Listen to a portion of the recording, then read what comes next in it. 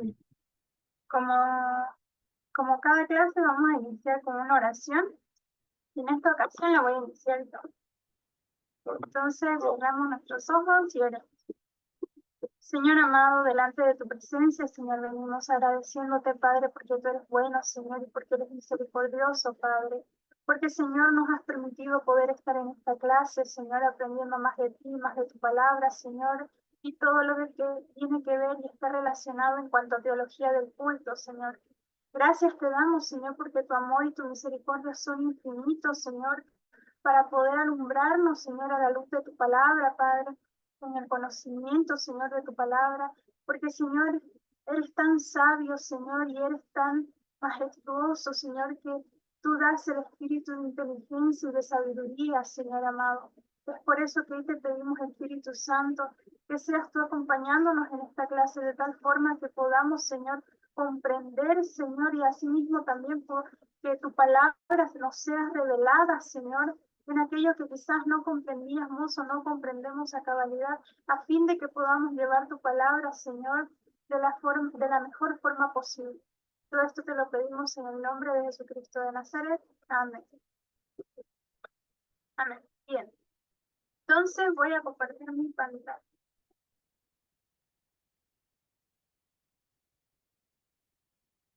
Bien. En la clase pasada estuvimos hablando de lo que era el tema número 3. Estuvimos viendo acerca del templo y el sacerdocio, ¿no? Entonces habíamos visto la conclusión, tenían una tarea y, y esta tarea, bueno, al final de cada lección en realidad tienen una tarea y es necesario que ustedes puedan realizar esa tarea. En esta ocasión, el tema número 3 tenía la tarea de dibujo un esquema básico del tabernáculo o del templo de Salomón, etiqueta las partes principales y escribe una breve descripción de la función de cada una en el contexto de la adoración israelita. Y como hizo indicador, la comprensión del diseño y la función del templo y el sacerdocio en la adoración. Entonces, esa es la tarea número 3, ¿no? Tenemos ahora, o vamos a estar tocando según nuestro calendario, el tema número 4. Y el tema número 4 se llama la transformación de la adoración en el Nuevo Testamento. Y es que con la venida de Jesucristo, la adoración experimentó transformaciones radicales en lo que es en el Nuevo Testamento, ¿no? Y esta transformación no solo redefinió las prácticas de adoración, sino también el entendimiento teológico de la relación entre Dios y su pueblo. Entonces, en lugar de estar centrada en un lugar físico o en rituales específicos, la adoración en el Nuevo Testamento se enfoca en la adoración en espíritu y en verdad. Entonces, viene a ser tal como lo enseñó Jesús, ¿no? Este cambio fundamental que hubo refleja esa nueva realidad inaugurada por la obra redentora de Cristo y también por la presencia del Espíritu Santo en la vida de nosotros como creyentes. Entonces, en este tema vamos a estar explorando cómo se manifiesta esta transformación en la adoración del Nuevo Testamento, sus implicaciones para la vida cristiana y también su fundamento bíblico, como lo hemos estado haciendo en todas las clases. Entonces, vamos a hablar un poco sobre la enseñanza de Jesús sobre la adoración. Y vamos a ir buscando en nuestras Biblias Juan capítulo 4.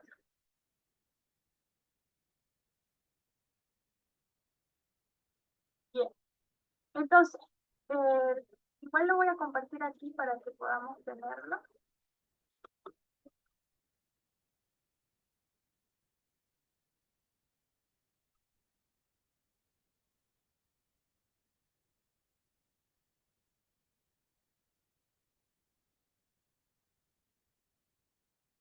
Vamos a ver.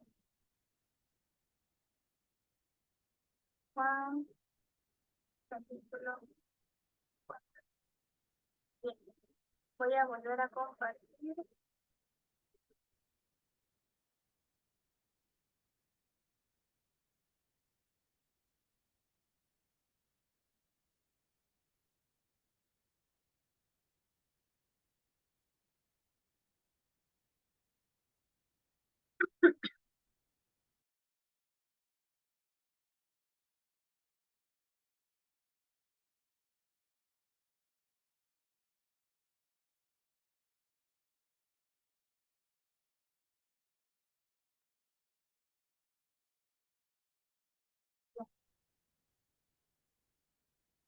Juan capítulo 4.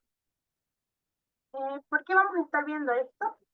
Porque la enseñanza, como le decía, la enseñanza sobre la adoración es clave para poder entender esa transformación que se produce ya en lo que es el Nuevo Testamento. Uno de los pasajes más importantes en este sentido, en cuanto a la conversación con la mujer samaritana en Juan 4, es como el que más redefine esto, lo que acabo de mencionar, ¿no? Eso de entender lo que es la transformación que se produce en el Nuevo Testamento, donde Jesús redefine la naturaleza de la adoración. Entonces, ahora sí vamos a leer Juan.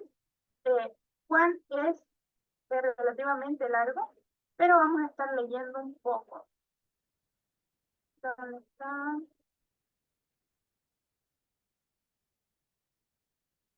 Aquí. Vamos a leer desde el versículo 7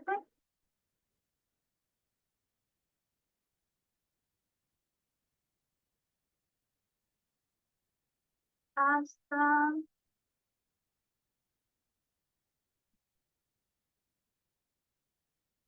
ya, hasta el 42 lo vamos a leer. Desde el 7, vamos a leer de 5 en 5. Entonces empieza usted más.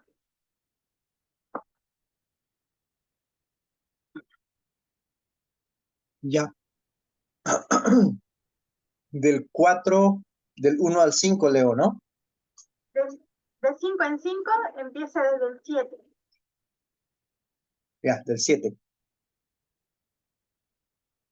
Sería hasta el 12. 12, ¿no? Ya. Sí. Vino una mujer de Samaria a sacar agua, y Jesús le dijo, dame de beber, pues sus discípulos habían ido a la ciudad a comprar de comer. La mujer samaritana le dijo, ¿cómo tú, siendo judío, me pides a mí de beber, que yo soy mujer samaritana? Porque judíos y samaritanos no se tratan entre sí. Respondiendo Jesús y le dijo, si conocieras el don de Dios, ¿quién es el que te dice, dame de beber? Tú le pedirías, y él te daría agua viva. La mujer le dijo, Señor, no tienes con qué sacarla, y el pozo es hondo. ¿Dónde pues tienes el agua viva? ¿Acaso eres tú mayor que nuestro padre Jacob, que nos dio este pozo, del cual bebieron él, sus hijos y sus ganados? Respondió Jesús y le dijo, cualquiera que bebiere de esta agua volverá a tener sed, mas el que bebiere del agua que yo le daré no tendrá sed jamás, sino que el agua que yo le daré será en él una fuente de agua que salte para la vida eterna. La mujer le dijo, Señor, dame de esa agua, para que no tenga yo sed ni venga aquí a sacarla. Jesús le dijo, ve, llama a tu marido y ven acá. Respondió la mujer y dijo, no tengo marido. Jesús le dijo, bien has dicho, no tengo marido. Amén. Hermano o hermana que se Porque conectó el Redmi Note 8, ¿me podría decir su nombre, por favor?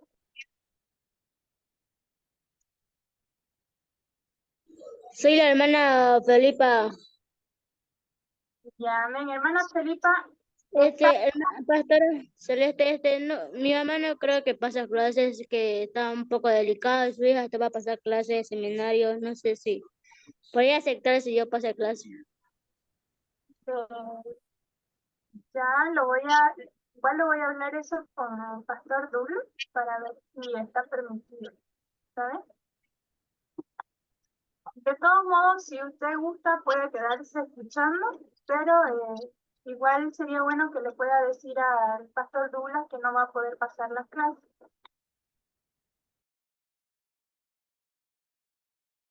Mira, ahorita estamos en Juan capítulo 4, y hermano Joel puede continuar, va a disculpar. Siga con el 18. Del 18 al 22.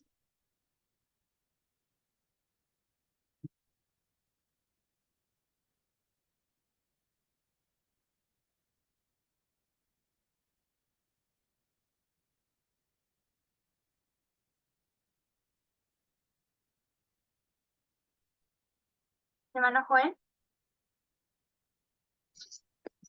Continúo del 18, ¿no, pastora? Sí, por favor, desde el 18 al 22. Al 23 sería. Ah, Porque sí, amén. Porque 5 maridos has tenido, y el que ahora tienes no es tu marido. Esto has dicho con verdad. Le dijo la mujer, Señor, me parece que tú eres profeta. Nuestros padres adoraron en este monte, y vosotros decís que en Jerusalén es el lugar donde se debe adorar. Jesús le dijo, mujer, créeme que la hora viene cuando ni en este monte ni en Jerusalén adoraréis al Padre. Vosotros adoráis lo que no sabéis, nosotros adoramos lo que sabemos, porque la salvación viene de los judíos. Mas la hora viene y ahora es cuando los verdaderos adoradores adorarán al Padre en espíritu y en verdad, porque también el Padre tales adoradores buscan que le adoren. amén. Dios es espíritu y los que le adoran en espíritu y en verdad es necesario que adoren. Le dijo la mujer, sé que ha de venir el Mesías llamado el Cristo. Cuando Él venga, nos declarará todas las cosas. Jesús le dijo, yo soy el que habla contigo. Los sus discípulos y se maravillaron de que hablaba con una mujer. Sin embargo, le dijo, ¿qué preguntas o qué hablas con ella? Entonces la mujer dejó su cántaro y fue a la ciudad y dijo a los hombres. Amén. Puede continuar, hermano. Amén. Venid, ved a un hombre que me ha dicho todo cuanto he hecho. ¿No será este el Cristo? Entonces salieron de la ciudad y vinieron a él. Entre tanto, los discípulos le rogaban diciendo, Rabí, come. Él les dijo, yo tengo una comida que comer, que vosotros no sabéis.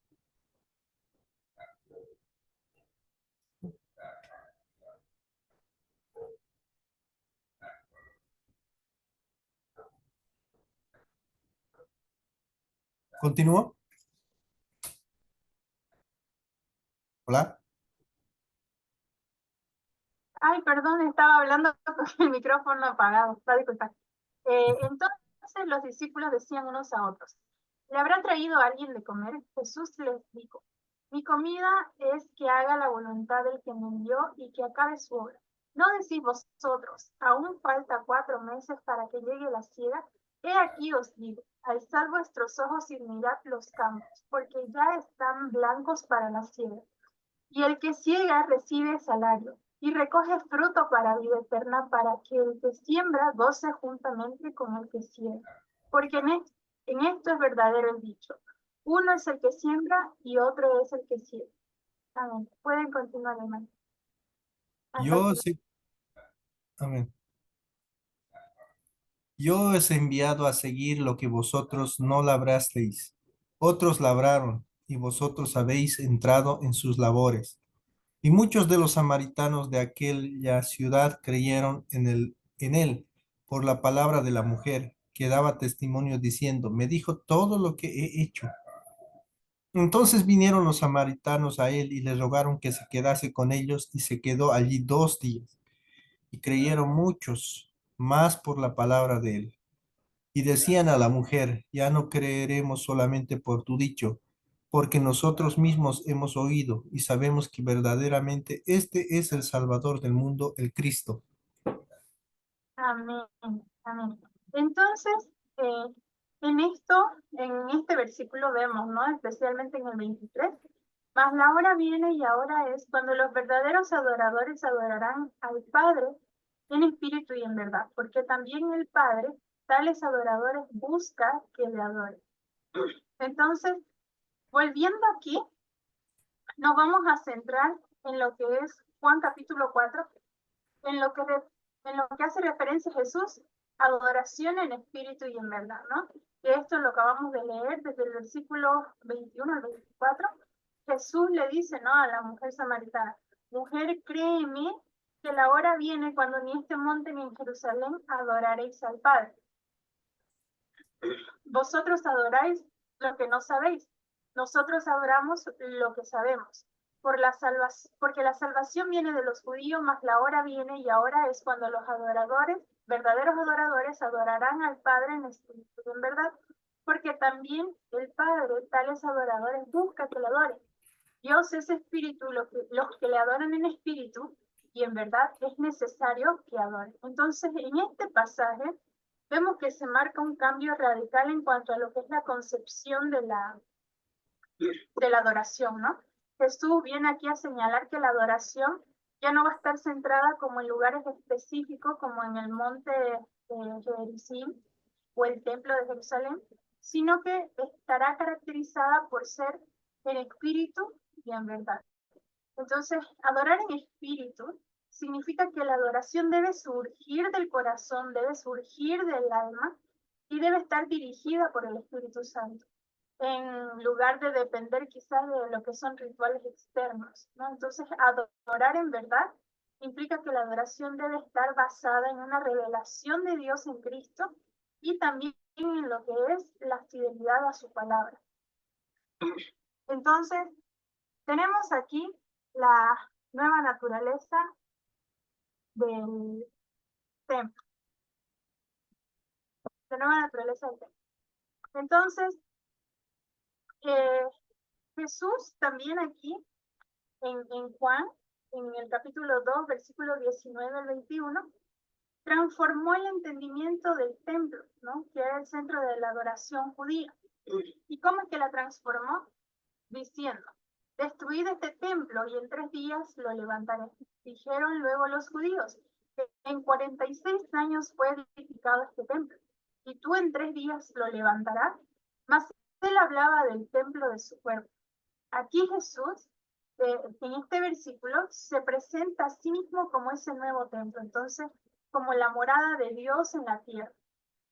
Y este nuevo entendimiento del templo como el cuerpo de Cristo y por extensión el cuerpo de los creyentes significa que la presencia de Dios ya no está limitada solamente a un edificio físico, sino que habita en los corazones de aquellos que estamos en Cristo, que creemos en Él, que hemos nacido de nuevo. Entonces, Cristo ya no nos limitó a nosotros a nada más 4 paredes, ¿no? Como solía ser en el Antiguo Testamento.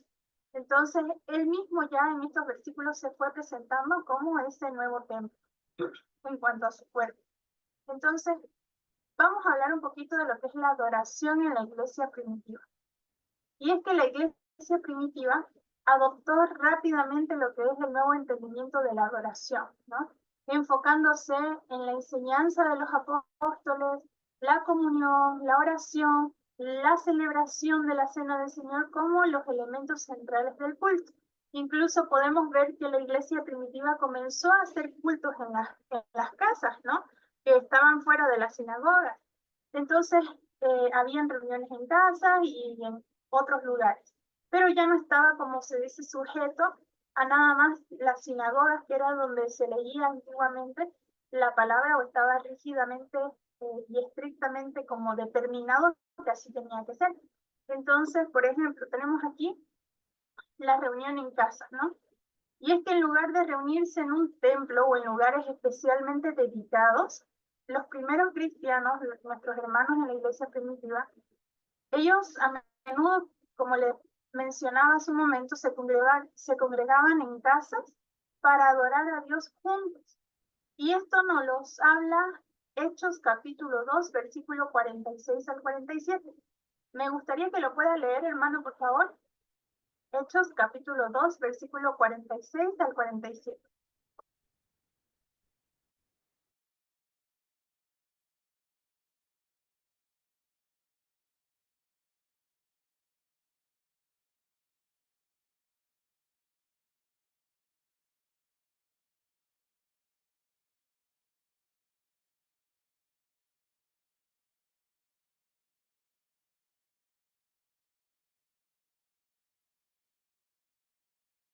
Hermano Juan, ¿podría leer, por favor, Hechos capítulo 2, versículo 46 al 47?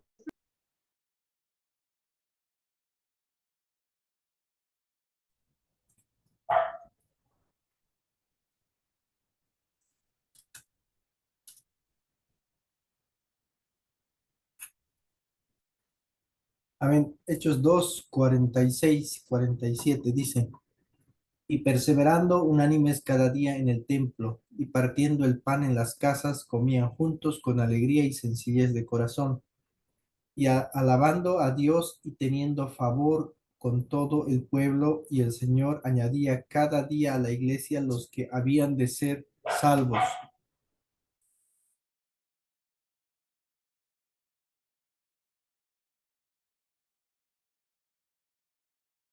Está apagado, pastora, su micrófono. Perdón, se me olvidó. Va a disculpar.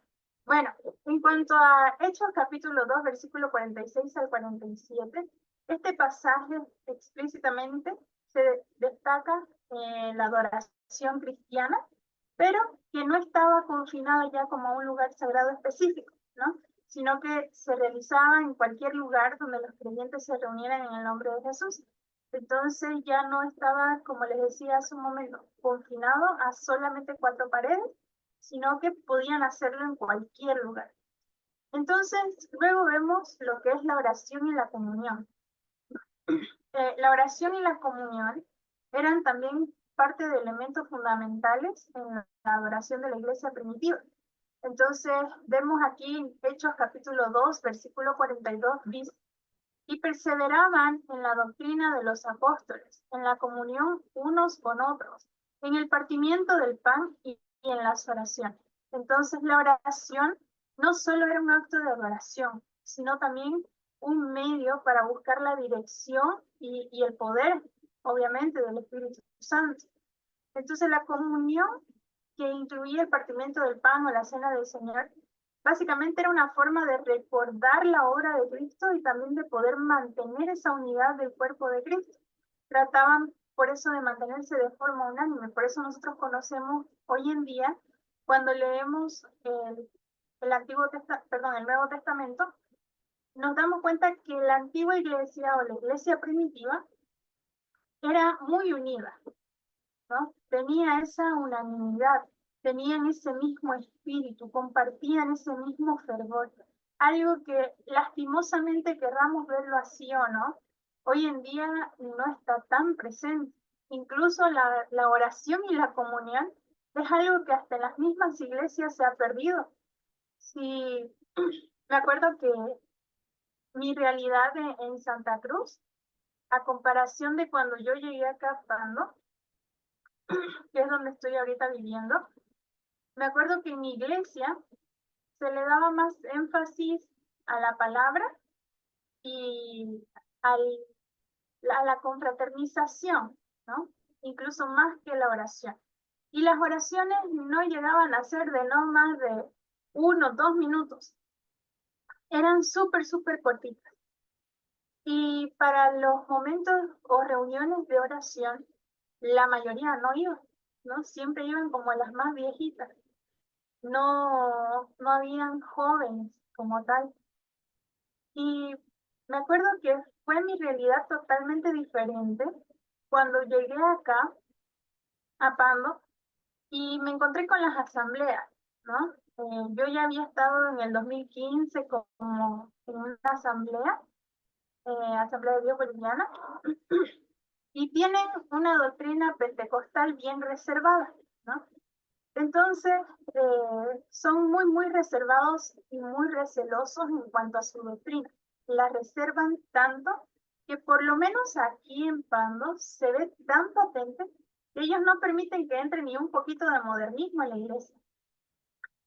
Entonces, fue no un choque, pero sí fue como diferente el llegar a o el venir de una iglesia donde la oración era prácticamente nula, a llegar a una iglesia donde uno tiene que estar orando desde el momento que uno entra al templo. Entonces, los cultos por lo general, por ejemplo, la escuela dominical empieza a las 9 de la mañana y desde las 8:45 ya están todos los hermanos porque tienen que doblar rodillas antes de que comience la escuela dominical. Y están desde las 8:45 hasta las 9:15 aproximadamente orando. Entonces, ellos se la pasan así, ¿no? Entonces uno tiene como por lo menos que llegar a las 9 y orar 15 minutos extra. Entonces, y usted cuando llega a la iglesia, se encuentra con hermanos que están ahí desde súper temprano, incluso hermanos que están desde las 7 de la mañana, 8 de la mañana de rodillas. Y cuando usted le ve la rodilla a todos los hermanos acá, le ve que realmente pues, son de oración, ¿no? Tienen ahí sus fallas porque tiene sus ventajas y desventajas. Si bien tienen esa comunión, no tienen el interés, así, por así decirlo, de querer aprender más de la palabra. Ellos básicamente se basan en que el Espíritu Santo lo revela y ya está. Pero entonces, si el Espíritu Santo me lo revela, yo no voy a hacer ningún tipo de esfuerzo para poder, como se dice, alimentarme más, ¿no? De la palabra. O por lo menos saber de qué forma la voy a interpretar. Entonces, ahí a veces cometen algunos que otros errores doctrinales al momento de predicar. Uno ve que los hermanos no están preparados para predicar. Las prédicas son básicamente testimonios más que palabras. Entonces, y eso sí, se ve el mover del Espíritu Santo, ¿no? En diferentes áreas. Entonces, tiene sus ventajas y desventajas. Pero es algo que hoy, por hoy en la iglesia, se ha desvanecido. Hay pocas iglesias como en las que estoy ahorita que mantienen eso, y es todo el tiempo oración, que uno llega desde las 8:45 hasta las 9:15, oración. Después de eso viene oración de inauguración por la escuela dominical, que son otros 10 minutos, ¿no? Ya todos de pie. Después de eso viene como lapsos de cantar coros, adoraciones, música. Entonces, y luego de eso viene otros 10 minutos para orar por las ofrendas, ¿no? Luego de eso viene otro lapso para adorar, cantar y otros minutos más para orar. Entonces, uno está constantemente orando, uno más se la vive en las iglesias de acá orando que otra cosa, ¿no? Y es algo que hoy en día, por lo general, en las iglesias no está tan presente porque a nosotros como seres humanos, a nosotros como carne, no nos gusta la oración, ¿no? Como carne, nuestra carne siempre está rechazando la oración. Y algo también muy bonito es que, por ejemplo, como las iglesias, o sea, tienen ellos como 7 anexos, ¿no? La iglesia principal y luego otros anexos. Y en cada anexo tienen también su grupo de iglesias, por así decirlo. Y básicamente Pando está lleno de las asambleas porque no hay más iglesias. Hay una mormona, una testigo de Jehová y ya, no hay más, ¿no? Hay una musulmana. Entonces no tenemos más. Entonces la gente lo que busca son, o trata de ir a la iglesia, aparte que no es mucha gente tampoco. Entonces van a la iglesia y no perseveran o no perduran tanto porque también así como tienen esa comunión, esa oración, son recelosos con la doctrina, espantan a la gente, ¿no? Ellos es como que directamente si uno no hace lo que ellos tienen dentro de sus reglas, a uno prácticamente que lo mandan al infierno, ¿no? Y hay mucha gente nueva que llega y se termina yendo por esto mismo, porque son muy rígidos en cuanto a sus reglamentos internos que ellos tienen. Entonces,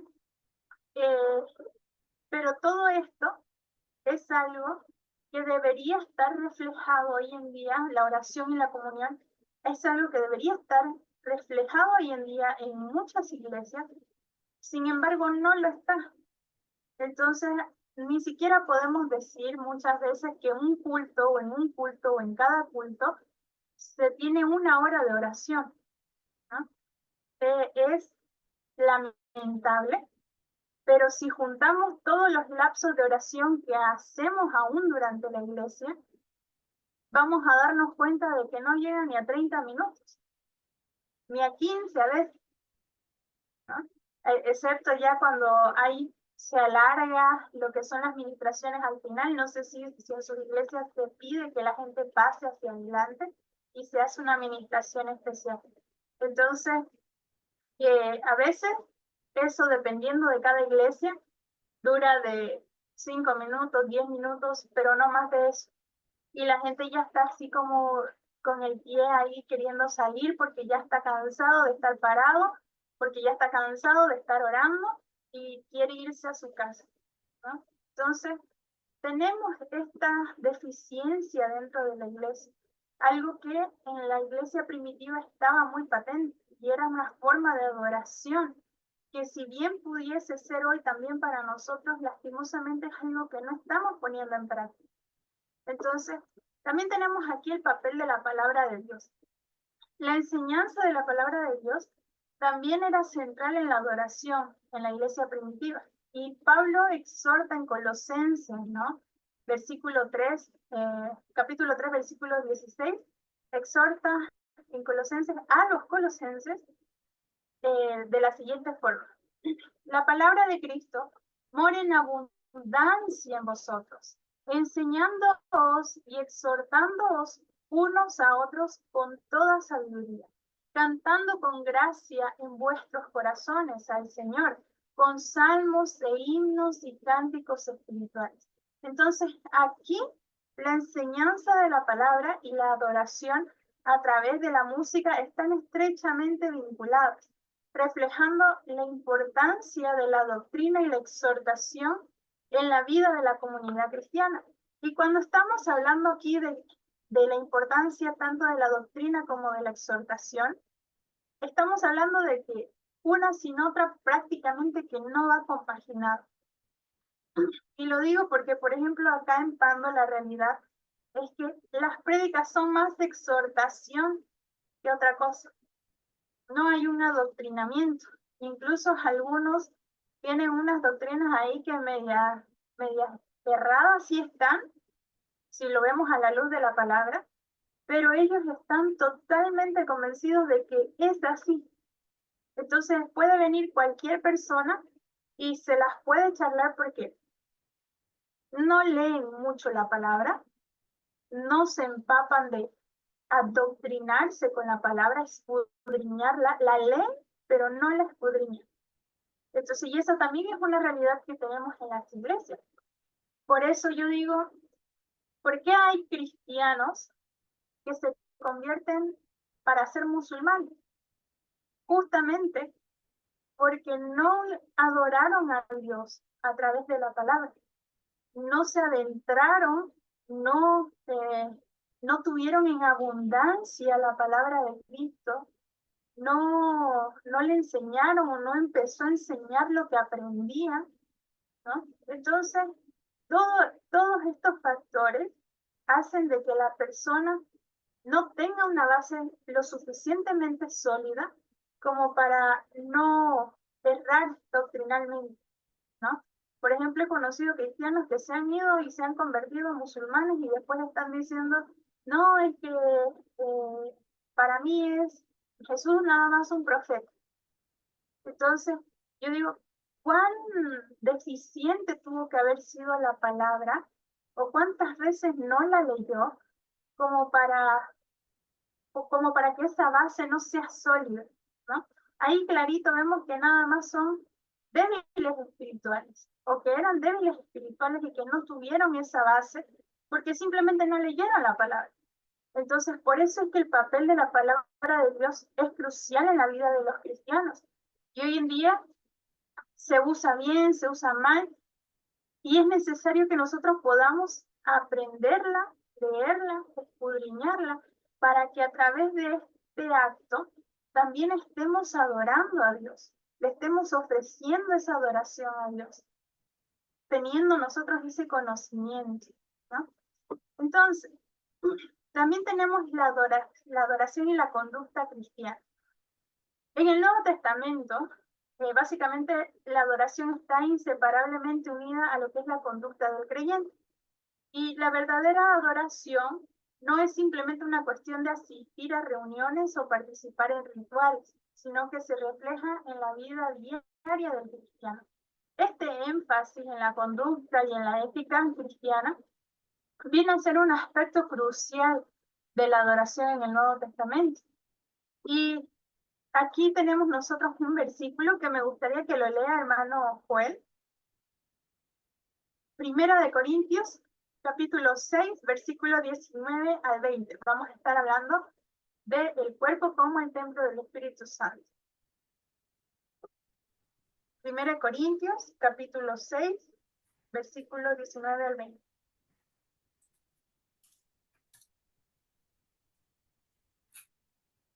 Seis 19 20 dice, ¿o ignoráis que vuestro cuerpo es templo del Espíritu Santo, el cual está en vosotros, el cual tenéis de Dios, y que no sois vuestros, porque habéis sido comprados por precio? Glorificad a Dios en vuestro cuerpo y en vuestro espíritu, y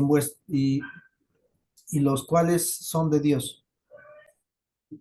Amén.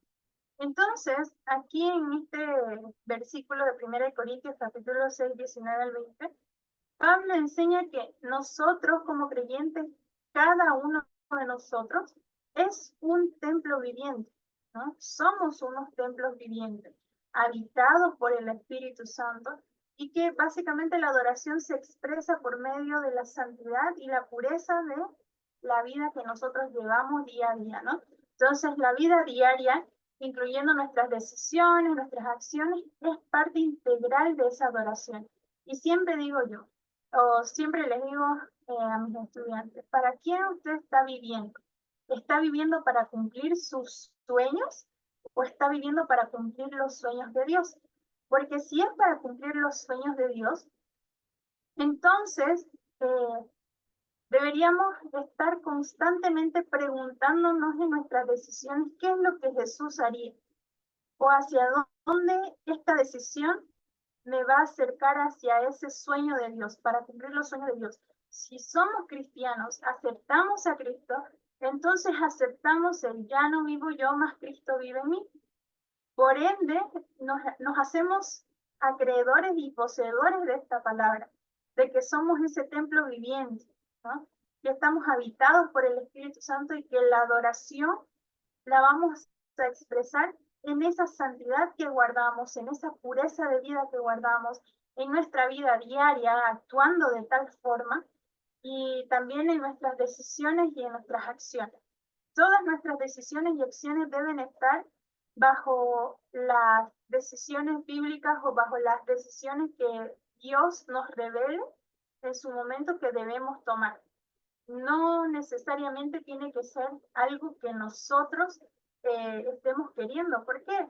Porque ahí estaríamos no haciéndonos parte de los sueños de Dios, sino tratando de hacer nuestros sueños realidad en vez de hacer realidad los sueños de Dios. Dios es un Dios soñador. Nosotros somos parte de ese sueño, ¿no? Entonces, Dios mismo nos enseña de que nosotros no nos pertenecemos ya a nosotros. En el momento que nosotros le decimos sí a Dios, sí a Jesucristo, entonces sabemos ya que no nos pertenecemos a nosotros mismos. Pero a veces actuamos como si nos perteneciéramos, algo que no es realmente así. Entonces hay que poder evaluarnos o tratemos de evaluarnos si realmente estamos cumpliendo con este tipo de adoración en cuanto a ser templos del Espíritu Santo. También tenemos la adoración como sacrificio vivo. En Romanos capítulo 12, versículo 1, Pablo exhorta a los creyentes de la siguiente forma. Así que, hermano, os ruego por las misericordias de Dios que presentéis vuestros cuerpos en sacrificio vivo, santo, agradable a Dios, que es vuestro culto racional. Entonces, este versículo en sí nos redefine ese concepto de sacrificio, ya que en lugar de ofrecer animales, como solía pasar en el Antiguo Testamento, hoy como creyentes estamos llamados a ofrecer nuestras propias vidas como un sacrificio vivo a Dios. Entonces, este culto racional significa que la adoración debe ser intencional, debe ser consciente y también basada en una comprensión profunda de la voluntad de Dios. No como niños espirituales haciendo lo que nos dicen muchas veces que hagamos, porque muchos empezamos así, sino siendo intencionales y conscientes, ¿no? que tengamos esa comprensión profunda de cuál es la voluntad de Dios y hacia dónde yo también tengo que caminar como cristiano. ¿Cuáles son esos objetivos? ¿No? Seguimos a nuestra meta, que es en Cristo Jesús. Entonces, si esa es nuestra comprensión profunda de la voluntad de Dios, entonces vamos a estar bajo ese, como se dice, bajo ese manto espiritual, ¿no? Vamos a movernos en ese ambiente espiritual bajo la gracia de Dios. ¿Por qué? Porque todo lo que hacemos en el nombre de Jesús y cuando nosotros estamos direccionando nuestras voluntades, nuestros sueños, anhelos, decisiones, Dios está ahí con nosotros, ¿no? Protegiéndonos y respaldándonos ante tales cosas. Entonces, la vida, tenemos aquí también lo que es la vida de amor y servicio como adoración también. Y es que la adoración se manifiesta en el amor y en el servicio hacia los demás. Y he conocido muchos líderes que no tienen esto. Pueden quizás, o bueno, ellos dicen, yo amo a mi hermano, pero cuando se trata del servicio, de demostrar con hechos que realmente lo ama, no hay. Y me ha tocado ver, y todavía lo sigo viendo en la iglesia, un montón de líderes así. Y en Gálatas, Pablo dice, ¿no? Porque vosotros, hermanos, a libertad fuisteis llamados, solamente que no uséis la libertad como ocasión para la carne, sino servíos por amor los unos a los otros, porque toda la ley en esta sola palabra se cumple. Amarás a tu prójimo como a ti mismo. Entonces, el amor y el servicio no solo son mandamientos éticos, sino también son actos de adoración que honran a Dios.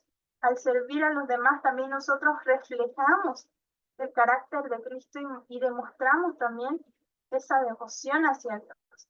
Entonces, es necesario que como líderes, aún más si somos líderes, podamos tener un equilibrio entre el amor y el servicio. No es nada más esperar a que nos sirvan. De hecho, si usted es líder, es el que más debe servir a todo su grupo. Y eso Jesús lo demostró en un montón de ocasiones. Entonces no es algo que sea inventado quizás por mí. Jesús mismo demostró el servicio hacia sus propios discípulos. Y si nosotros tenemos que seguir las pisadas del Maestro, nos corresponde amar a nuestro prójimo como a nosotros mismos. Me pregunto yo, si tuviésemos frío, por amor a nosotros mismos, nos agarraríamos y, no sé, nos taparíamos con una cobija, nos haríamos un cafecito para poder calentarnos más.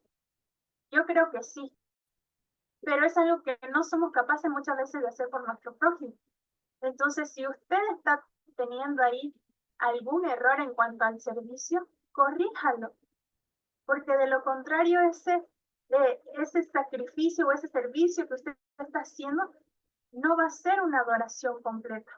Entonces, si usted quiere tener una adoración completa hacia Dios, usted necesita tener en equilibrio lo que es el amor y el servicio hacia los demás, especialmente si es líder. Al que más se le da, más se le demandará. Entonces muchos dicen o anhelan el liderazgo, pero cuando el liderazgo muestra las implicaciones del mismo, es cuando muchos retroceden, porque no están dispuestos a dar, solo quieren recibir, quieren ser servidos, quieren tener el mejor plato, quieren tener los mejores lugares, que les den importancia, ¿no? Entonces, no es realmente así. El líder es el que más sirve y el que más tiene que ofrecer ese servicio y esa adoración constante hacia Dios. Y también tenemos aquí lo que es el Espíritu Santo y la adoración. Y es que el Espíritu Santo juega un papel esencial en lo que es la transformación de la adoración en el Nuevo Testamento. Y el Espíritu no solo capacita a los creyentes para adorar a Dios en espíritu y en verdad, sino que también guía, inspira, fortalece la vida de adoración de la iglesia. Entonces, vamos a ver aquí en Filipenses 3, versículo 3. Si puede leerlo, hermano Joel, por favor. Vamos a ver al Espíritu Santo como una fuente de adoración.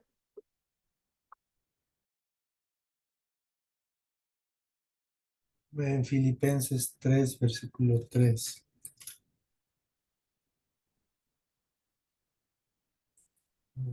No encuentro.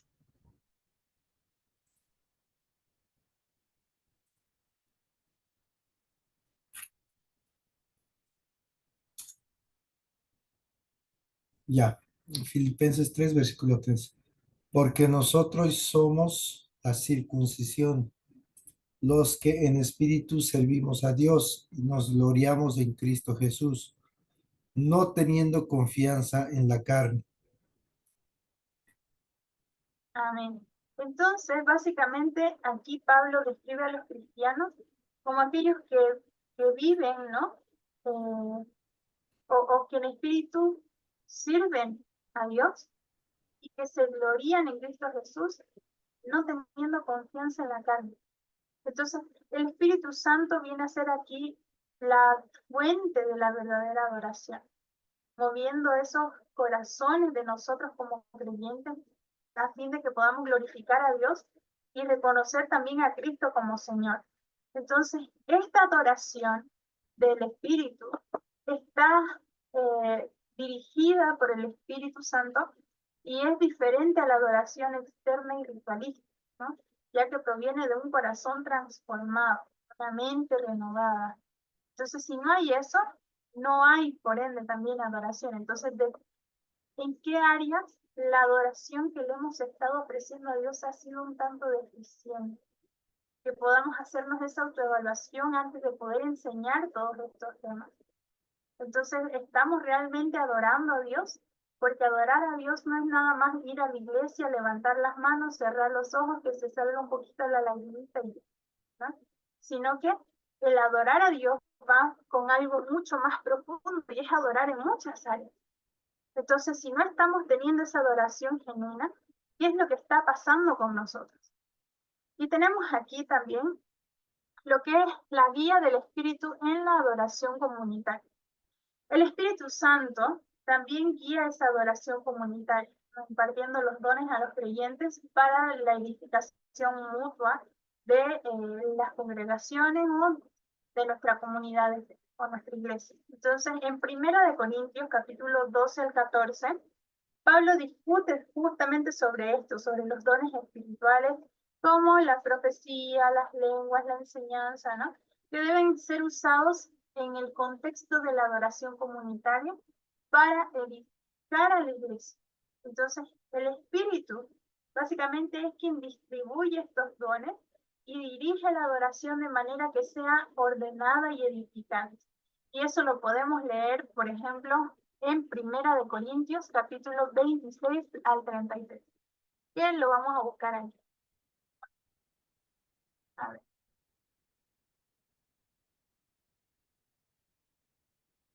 Primera de Corintios.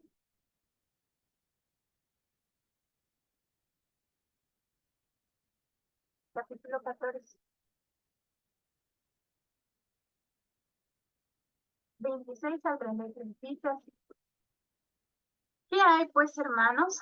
Cuando os reunís, cada uno de vosotros tiene salmo, tiene doctrina, tiene lengua, tiene revelación, tiene interpretación. Hágase todo para edificación. Si habla alguno en lengua extraña, sea esto por dos, o a la más tres, y por turno, y uno interprete. Y si no hay intérprete, calle en la iglesia, y hable para sí mismo y para Dios. Asimismo, los profetas hablen dos o tres, y los demás juzguen. Y si algo le fuera revelado a otro que estuviera sentado, calle el primero. Porque podéis profetizar todos uno por uno, para que todos aprendan y todos sean exhortados. Y los espíritus de los profetas están sujetos a los profetas. Pues Dios no es Dios de confusión, sino de paz, como en todas las iglesias de los santos. Amén. Entonces, básicamente, aquí se nos da esto, ¿no? De que el Espíritu es quien distribuye los dones y quien dirige esa adoración de tal forma que sea ordenada y que sea edificante, para que en comunidad podamos también adorar a Dios de esa forma. Y también tenemos aquí la adoración como respuesta a la obra del Espíritu Santo. Entonces, la adoración en el Nuevo Testamento no solo es una respuesta a la revelación de Dios en Cristo, sino también una reacción a la obra continua del Espíritu Santo en la vida de los creyentes. Esta relación dinámica entre la acción del Espíritu y la adoración es fundamental para que podamos comprender cómo los primeros cristianos vivieron y experimentaron su fe. Entonces tenemos aquí la adoración espontánea y guiada por el Espíritu. Y vamos, si puede ir buscando Hechos capítulo 4, versículo 31, hermano, por favor, hermano Joel.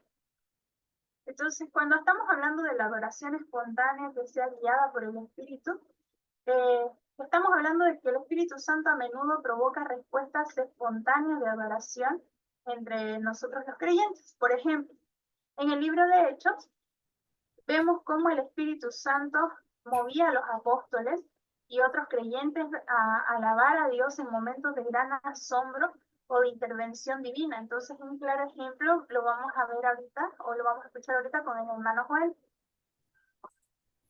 Dice así la palabra del Señor. Cuando hubieron orado, el lugar en que estaban congregados tembló, y todos fueron llenos del Espíritu Santo, y hablaban con denuedo la palabra de Dios. Amén. Entonces, en este versículo aquí, la adoración y la proclamación surgieron como una respuesta natural, ¿no? A la presencia y el poder del Espíritu Santo. Entonces, fue una respuesta natural. Y eso es lo que podemos decir en cuanto a la adoración espontánea y a la que es guiada por el Espíritu Santo. Justamente así como ocurre en Hechos capítulo 4, versículo 31, hoy en día también sucede así, ¿no? Que nosotros somos llenos del Espíritu Santo en cualquier momento. Y Dios nos llena de ese fuego, como se dice, porque cuando, no sé si les ha pasado, pero por lo menos a mí sí, que cuando yo siento que estoy siendo llena de la presencia de Dios o del Espíritu Santo, siento como un fuego por dentro que arde. Y es algo inexplicable, ¿no? Es algo que no se le puede explicar quizás a los nuevitos espirituales porque muchas veces no lo entienden, porque no tienen esa base sólida en la fe. Hay algunos que sí, otros que Dios impulsa a que crezcan más rápido, pero no es el caso de todos, ¿no? Entonces también tenemos lo que son el canto espiritual y la renovación de la mente a través del Espíritu. En cuanto al canto espiritual, el Espíritu Santo también inspiraba la música y el canto también como formas de adoración.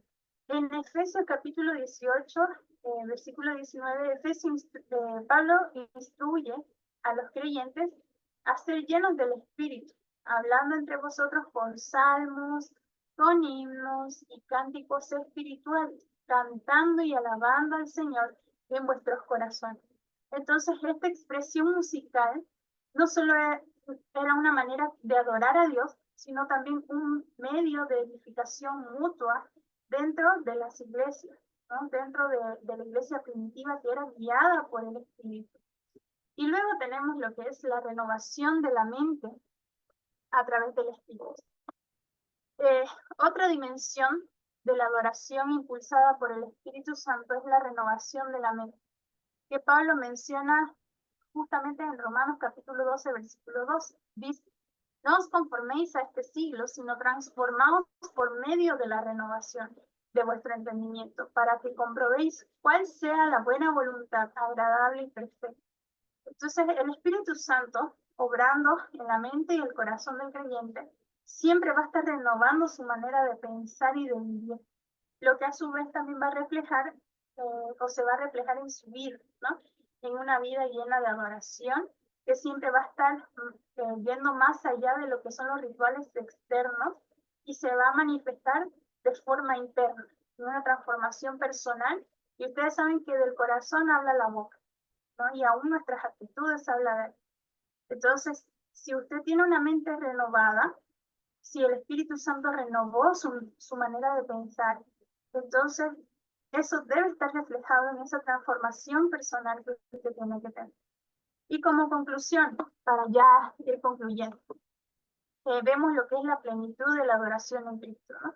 En el Nuevo Testamento, la adoración vimos que es comprendida como una vida plena, vivida en la respuesta a la gracia de Dios manifestada en Jesucristo y activada por el Espíritu Santo. Entonces, la adoración en espíritu y en verdad va a trascender los límites de los rituales y espacios físicos y se convierte en ese estilo de vida, ¿no? Que abarca toda la existencia del creyente.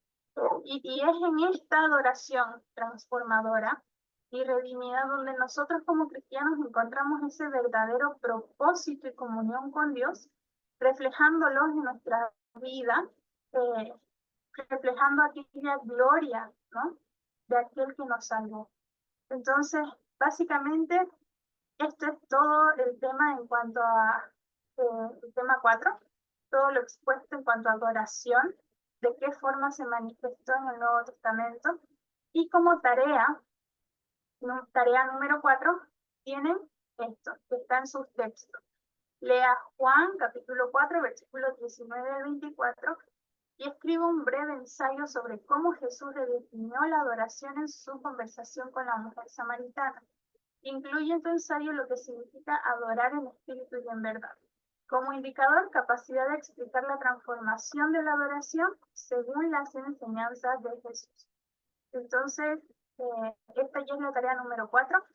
Repito, para Brigitte, al final de cada tarea, para que le diga a su mamá, a la hermana Felipa, al final de cada tarea o de cada tema, hay una tarea. Ahorita vamos ya por la tarea número 4. Entonces, que ella lea y lo vaya haciendo. Y cuando lo haga, me mandan a mí, sea foto o sea el documento donde lo haga. Entonces, amén. Me gustaría, por favor, hermano Joel, que pueda cerrar con una oración la clase del día de hoy. Amén. Vamos a orar.